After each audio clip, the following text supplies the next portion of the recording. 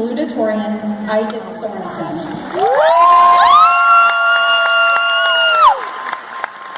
Isaac will be attending Brigham Young University in the fall and majoring in mechanical engineering.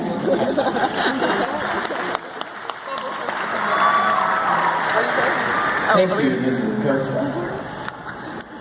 One day, while living in the middle of nowhere, also known as South Dakota, I concluded with my wonderfully keen 7-year-old decision-making skills that I was done with my small childish bike and that I was more than prepared to borrow the large mountain bike my parents kept hidden away in our garage.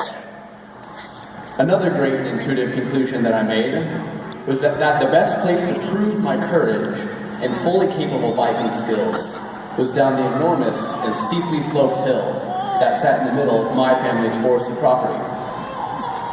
Another great and intuitive, after several dozen attempts, I was able to swing my short legs onto the tall frame of the bike, and gravity began to do its job.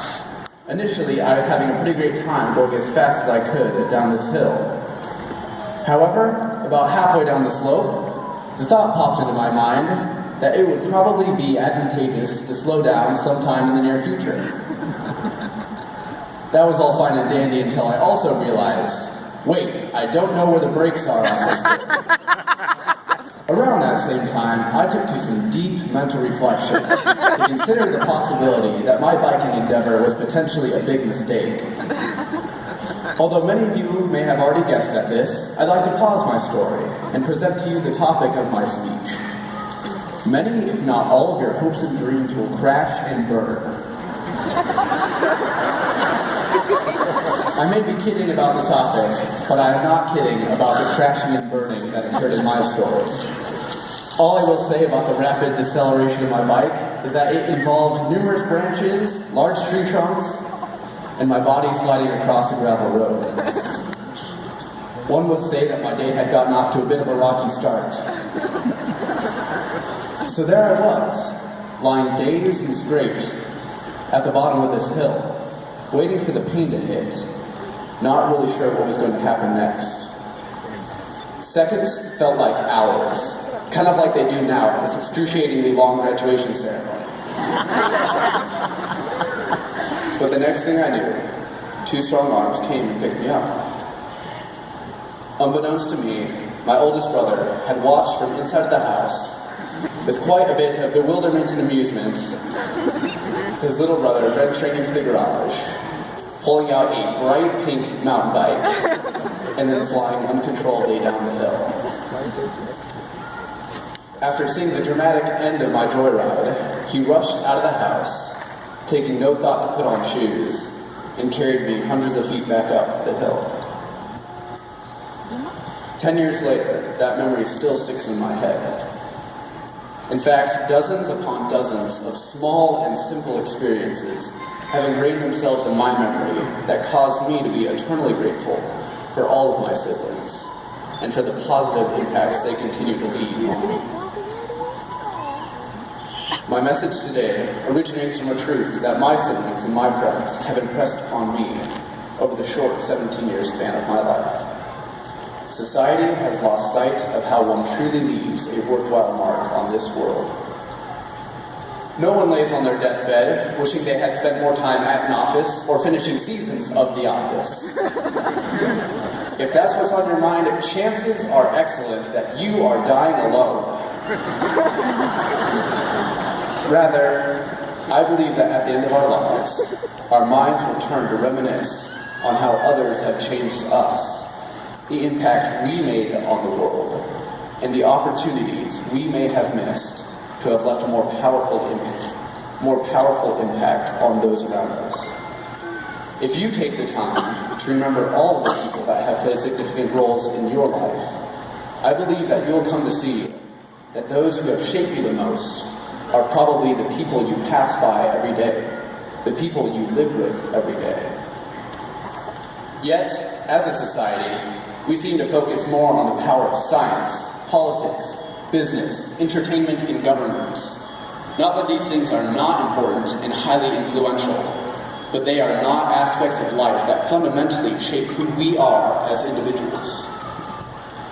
We spend years upon years in school, constantly being reminded that our futures are built on our academics.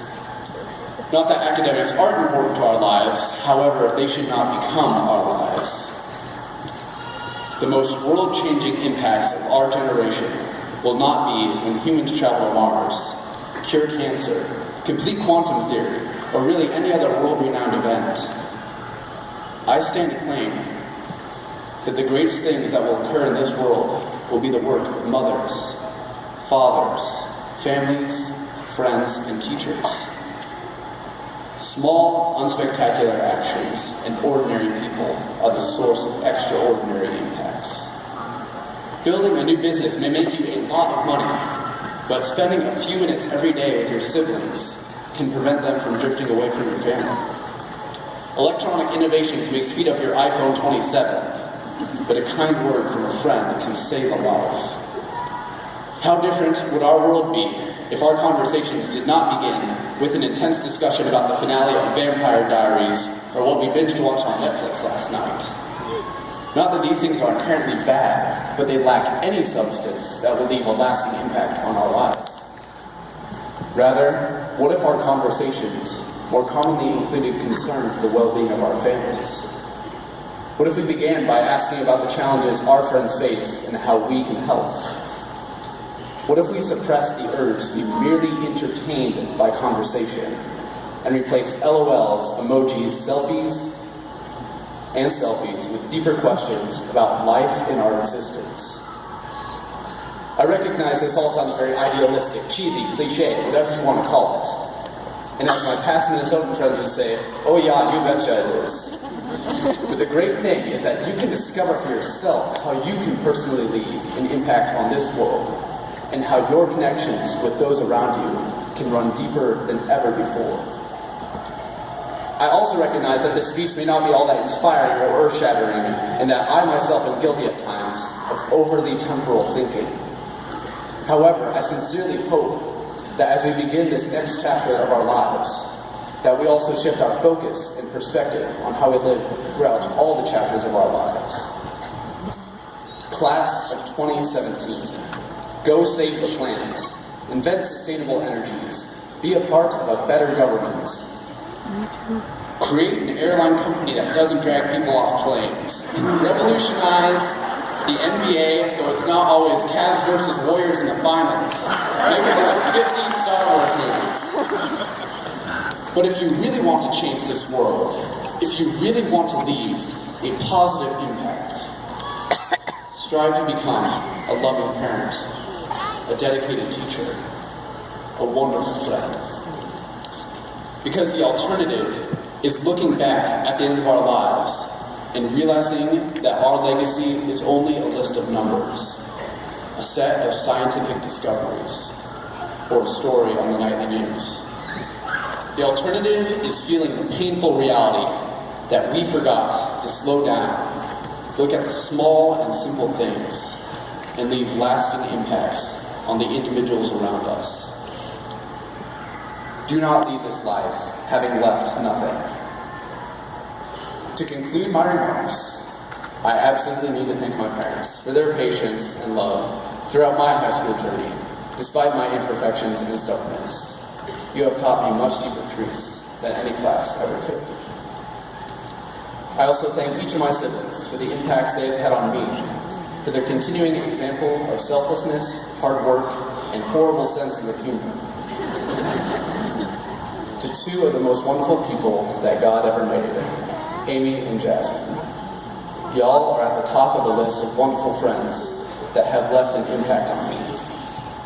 Generally, I'm not a very sentimental person, but the memories of working with both of you this year, as drum majors and as friends, will never leave me, despite the 1,237 miles that will separate us in only a matter of months. I'm definitely not ready for that. And lastly, I thank my Heavenly Father for the wonderful opportunities and people that have been placed in my life. At this time, I would ask all those in the class of 2017 who plan to enter the military to please stand and be recognized.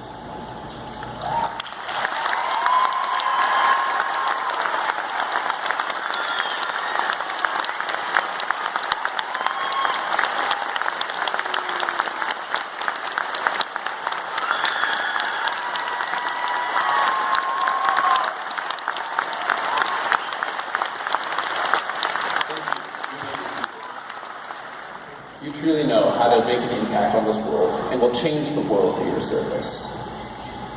To the class of 2017, I offer my sincere congratulations. It is an honor to be among the wonderful people that fill this arena. I am now pleased to introduce the McNeil High School Class of 2017 valedictorian, Larissa Harrell.